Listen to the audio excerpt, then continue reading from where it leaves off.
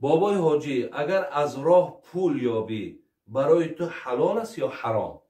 دیگر سوال گفتن من در جوانی نمازهایم را قضا کردم، فقط فرضاش خوانم یا که ویتر را هم قضا کنم. دیگر سوال کردن بابای حاجی من 2 مراتبه جراحی کردم. این کدام خواهری هست؟ سوال کردن بابای حاجی من 2 مراتبه جراحی کردم، از شوهرم جدا هستم، پدر و برادرانم به من صدقه فیتر میتیند، آیا ممکن است که من مبلغ اونها را گیرم؟ برادر سوال کردند سجده تلاوت چگونه است؟ اگر قرآن را ختم کنیم و بعدا 14 سجده کنیم جایز است یا نه؟ ان الحمد لله نحمده و نستعینه و نستغفره و نعوذ بالله من شرور انفسنا و من سیئات اعمالنا، من یهده الله فلا مضل له و من یضلله فلا هادی له. اشهد ان لا اله الا الله وحده لا شریک له و اشهد ان محمدا عبده و رسوله. السلام علیکم و رحمت الله و برکاته. برادران عزیز و گرامی، من با قسمی گویم دویمی برنامه، یعنی با سوال و جواب های شما میگذارم. پیش از آنی که انشاءالله باز چند سوال شما را جواب گویم، بسیار همون مصرع های بلندی حضرت مولانا جلال الدین رومی به ذهنم آمد که حضرت میگفت خواهی که در این زمانه فرد گردی یا در ره دین صاحب درد گردی، این را بجوز از صحبت مردان مطلب، مرد گردی چو گردی مرد گردی. برادران عزیز و گرامی، میگد مردان خدا خدا نباشند لکن ز خدا جدا نباشند. البته انسان همون مقام مردی، همون هیبت مردی، همون وقار مردی را میگه وقت پیدا میکنن که با مردان خدا اگر هم نشین باشند، اگر سخن مردان خدا را گوش اندازند، اگر محبت و میلشان به گوش کردن سخن مردان خدا باشد، اینها صاحب ناموس میشوند، صاحب ننگ میشوند، صاحب درجه و مقام میشوند.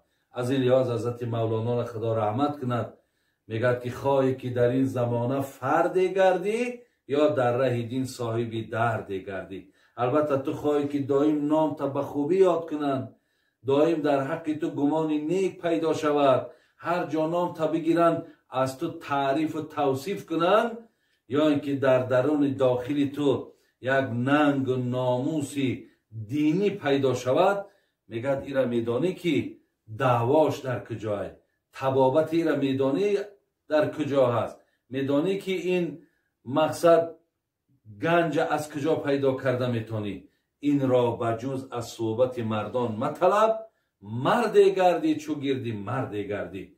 در کجایی که یک صحبت مردی خدا شد، حتما گوش انداز، تو این مقام این منزلت پیدا میکنی. میاییم برادران عزیز و گرامی به سر سوال های باقی مانده. دیگر برادر سوال کردند سجده تلاوت چگونه است؟ اگر قرآن را ختم کنیم و بعدا 14 سجده کنیم جایز است یا نه؟ یعنی برادرای عزیز، شما میدونید که در 14 آیت از قرآن یا در 14 گویم موضع از قرآن سجده تلاوت است. یعنی وقتی که همون بعض خواهرها و برادرها برای ما گپ میزنن، همون قرآن در بعضی قرآن ها در اشاره هست که از دو طرفش بعضی اشاره های موندن که یعنی معنا همین است که همین آیت به خواندنش سجده تلاوت به گردنت واجب می شود. برای همین اکو توصیه من همین است که شما اگر به شرط هر یک آیتی را که خواندین در زمانش همون سجده تلاوت کنین. خیلی انسانیه، اگر نکردیم ترک واجب می شود. ممکن یا فراموش کنیم یا ممکن که خدای مهربان مهلت ما تمام کرده باشد و ما اگر ای را انجام نداده باشیم یک واجب دیگه در گردنمان باقی میماند. برای این هر یک آیتی را که شما از قرآن خواندین، سجده تلاوت بسیاری از برادران میپرسند همین قاعده اجرا کردنش چگونه است. همیشه شما میدونید که ما در زمین میشینیم، لوح میگذاریم و قرآن خواندن میگیریم. همین زمانی که آیتی همون گویم سجده را که به گردنمون واجب است وقتی خواندیم، همون زمان میتونید شما قرآن یک طرف گذارین، دیگر بلند شدن، نیت کردن هیچ چیزی ندارد. فقط همون سر میمونید در سجدگاه، سبحان ربی الاعلا، سبحان ربی الاعلا، سبحان ربی الاعلا. تمام سر میبرداری، با قرآن در پیشت میمانی و با دوامش خوانده رفتن میگیری. دیگر این سلام ندارد، این نیت ندارد و این دعا هم ندارد. اگر دعاهاش هم عزیزای خدا سجدت للرحمانی و آمنت بالرحمانی فاغفر لی ذنوبی، همین خیلی دعاها آوردن. خیلی دعا هم که کنی زیان ندارد، ولی ترکش هم که کنی زیانه. مقصد فقط سجده، همین یک سجده میکنی و با قرآن در پیش میمانی، دوام داده رفتن میگیری. خب سوال دیگری هست. بابای حاجی، اگر از راه پول یابی برای تو حلال است یا حرام؟ برادر عزیز و گرامی، البته این حالت هم گاه در انسان می شود. هر مبلغی را که شما اگر وقتی که از راه یافتین، وای مبلغ شما نیست. شما را در گردنتون شریعت وادار کرده است که همین مبلغ معین نگین. اگر تو مثال 1000 سامانی یافته باشی و در هر جا شرط نیست که گویی من 1000 سامانی یافتم. فقط میگویی برادرای عزیز من یک مقدار مبلغ یافتم.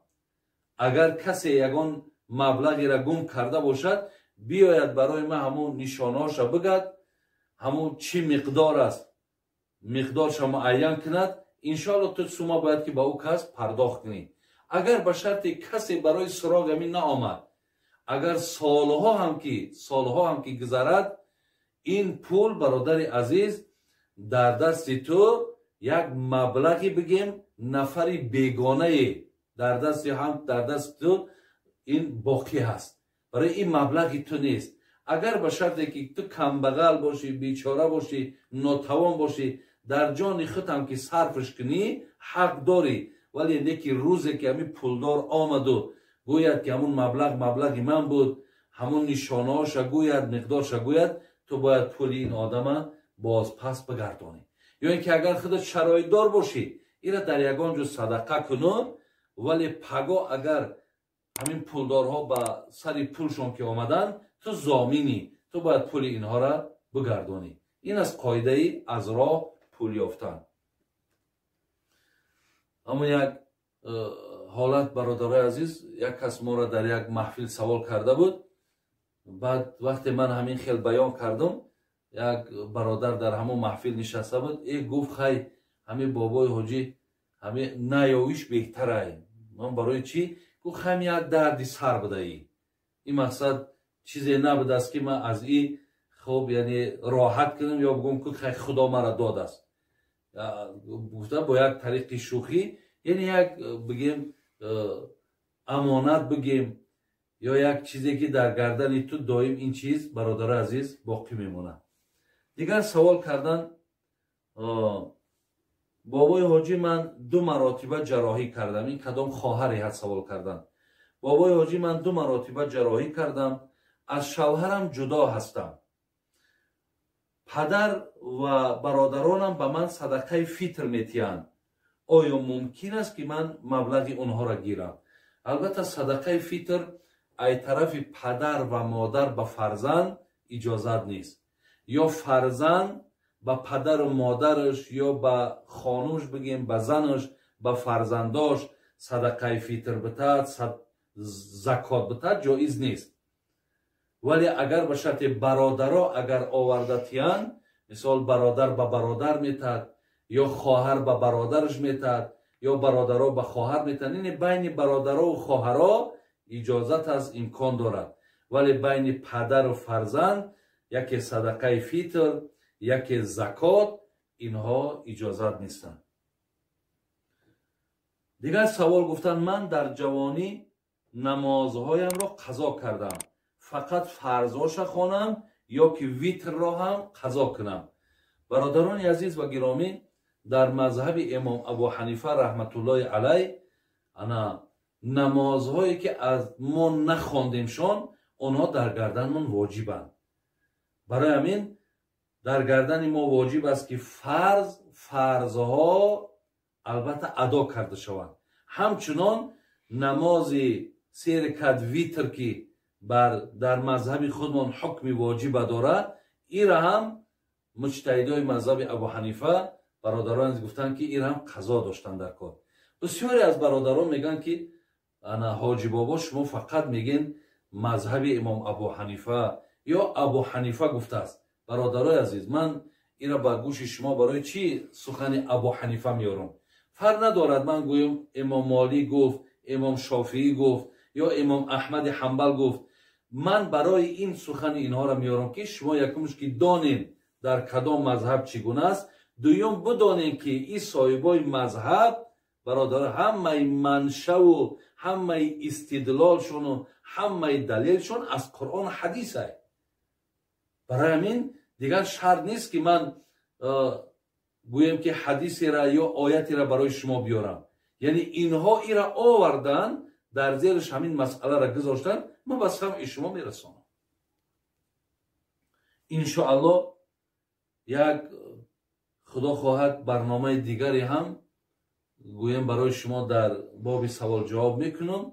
بعداً خدای مهربان اگر نصیب کرده باشد برای شما بعضی حدیث های دیگر هم مقصد معنا میکنم.